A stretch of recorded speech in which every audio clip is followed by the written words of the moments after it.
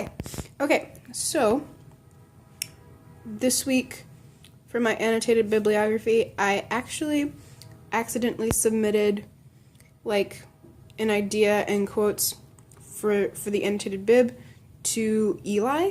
and so I guess accidentally I have like a general idea of what I think I want to do for my annotated bib now, at least in a new direction from where I was headed based on the poetry. The representation that I'm finding is like really like sex negative. Like it suits like the culture that we're used to, is whereas like society at large doesn't really,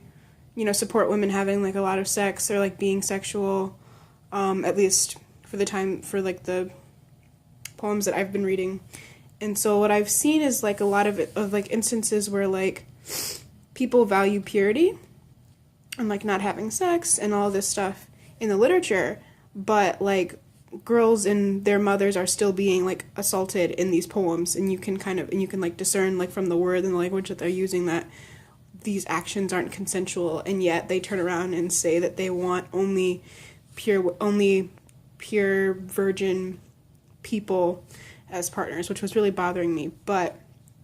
I read more and searched for more quotes for the annotated bib, because I kind of got mixed up. So I guess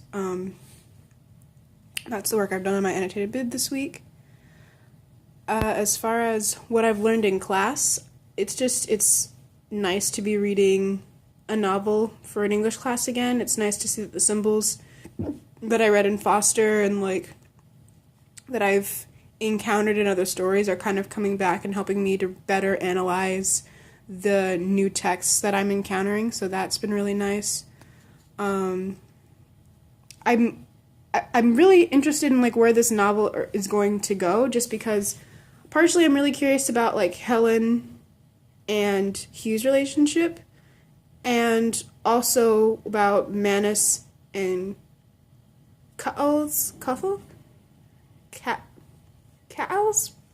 relationship, or like as brothers, just because the second that I heard that they were brothers and that one of them kind of got treated better than the other by the parents, at least was babied more than the other, the first thing that I thought about was Cain and Abel, and then I just started to get really, really worried, so now I want to read more of the story. As far as like Hugh and Helen go, I think I'm just interested because a lot of the other men that we've read about thus far, like in the poetry, have like, besides like Joe from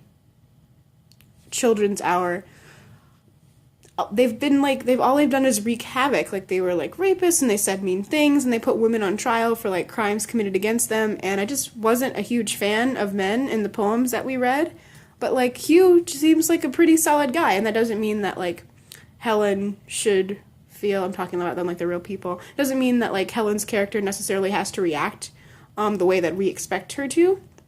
for that, but he seems like a huge step up from all the other literary men that I've been encountering since I got in this class.